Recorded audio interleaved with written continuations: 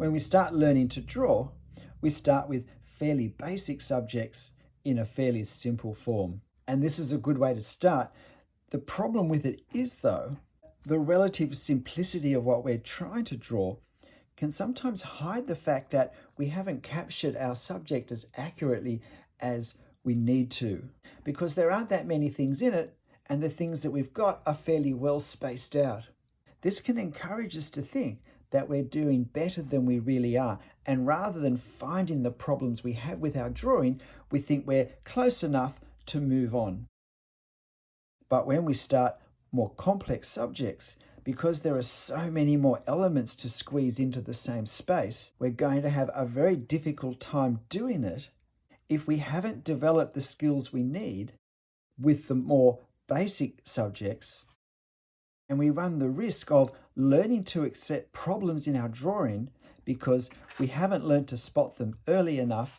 And then as we move on to more difficult subjects, we make them so consistently because we didn't learn to avoid them earlier on. The mistakes we don't see and correct will continue to make. The second tip, when we're first learning about cross-hatching, so many of the videos we're likely to watch will focus on creating various degrees of light and dark through lots of parallel lines placed in different ways or placed over each other. And we're usually encouraged to practice different patterns in little boxes. The problem is these have no context and don't give us any understanding as to how we might use these in a real life drawing to capture a sense of realism. We're better off not worrying about this, but just starting to use hatching, at least in fairly simplified ways, because what we're trying to hatch will actually guide us into the best way to do it. Hatching with a simple context is a great way to learn the principles and possibilities of hatching, which then sets us up to use hatching in more sophisticated ways to actually create drawings almost completely from hatching that we couldn't draw by outlining things. Third tip, when we're learning to draw, it's easy to think that drawing is basically accurately outlining shapes of objects. But the complexity of so many subjects makes this so often an oversimplification that ends up looking cartoon-like, because that's how cartoons are created, by a simplified outlining of shape. Rather than thinking of lines outlining shapes, far more helpful right from the start to be thinking of using marks to create a certain visual effect. Now, lines are certainly included in the marks we can use, but to think marks rather than lines and effects rather than outlining shapes sets us up to start to develop an understanding of a drawing process that allows us to draw with far more realism, that in fact gives us the capability of capturing various conditions such as distance, lighting, materials, construction, color, and so forth. Fourth point is, when we're just starting out learning to draw, we think how we hold our pen doesn't really matter. If there's something to change there, that's something that hopefully will just change naturally over time. If not, I'll leave that till I'm at a higher standard. But the truth is, I possibly won't reach a higher standard if I don't hold the pen the right way. Most of us start learning to draw holding the pen the way we learnt to hold a pen when we write, which invariably is right down close to the end, and we control the movement through our fingers. This is a very unhelpful habit for good drawing. We want to hold our pen some way back from the end. We want to keep our fingers locked in place, our wrists locked in place, as much as possible our elbow locked in place, and to actually draw from the shoulder. Another benefit of keeping our fingers back from the end is as we draw, we get a very clear view of everything around what we're actually drawing then. If we have our fingers right down the end, we actually hide things that we might well need to see to be able to make the best choices about the marks we're creating. Think of the difference between hammering, holding the hammer at the end of the handle, as opposed to holding the hammer right up under the metal section. Makes an enormous difference to how well the process works where we hold the tool. And this is our tool.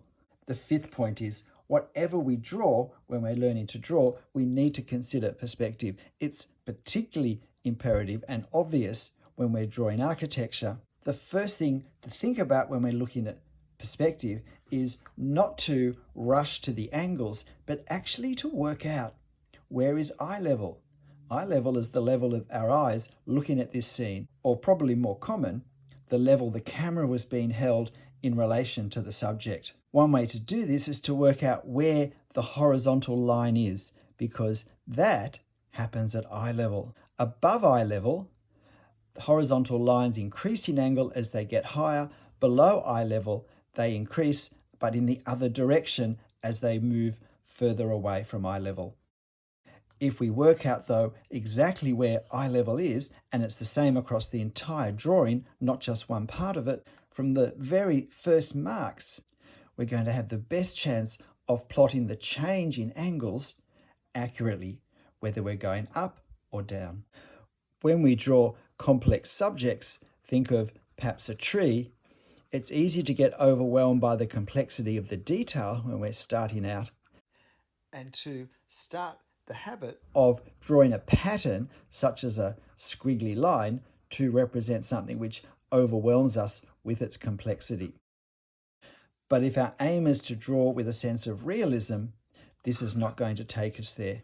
What we need to do is to start to see the whole area of detail as a single thing rather than as a lot of little leaves, and to find marks that capture all of this detail at once, taking into account the distance it is from us, where the lighting is, and how this part sits in relation to other parts of the same scene.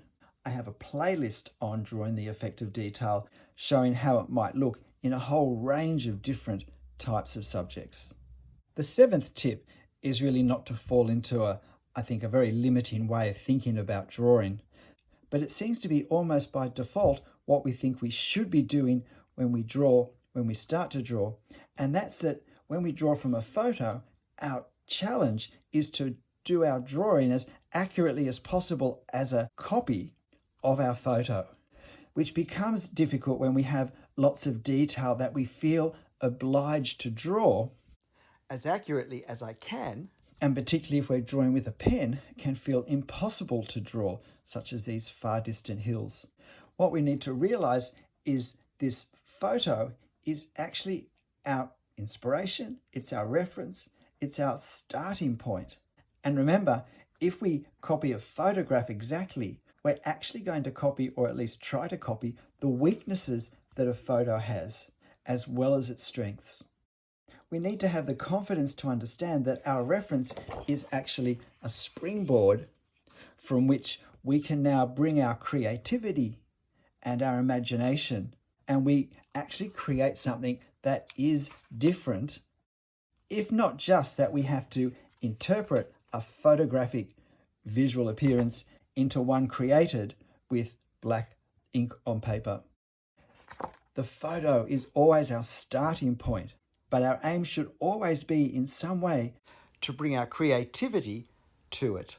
This next tip for beginners is again aimed at an understandable misconception, but that's that if I'm starting to learn to draw, then I want to have nice long drawing sessions because I need to practice drawing, so I need to maybe put aside an hour or 2 hours and really work hard at a drawing. But at the start, this isn't actually a productive way to learn, because the way we learn is to do something and then to, if you like, mark it, to critique it, to work out have we done it properly, and with whatever faults we've found in how we're doing it, to repeat doing it until we can do it without those faults. Now, if I do drawings that take me 2 hours to do, and then I find where the problems are, and then I redraw them or do something similar, it takes me another 2 hours to learn what I need to learn. But at the start, we're likely to learn those same things in a relatively simple drawing,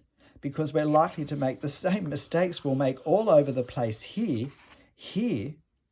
except here it only takes us 20 minutes to do the drawing, and then to look at it and work out what's not going right, and then to redraw it.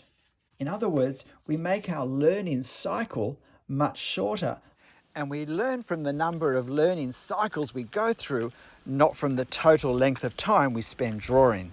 This next point may bring relief to a lot of beginners who know they're already struggling with it.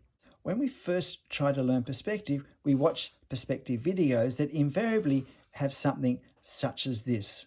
And we listen to it, we watch it, we might copy the diagrams, and we feel that we've understood everything that the video has shown us.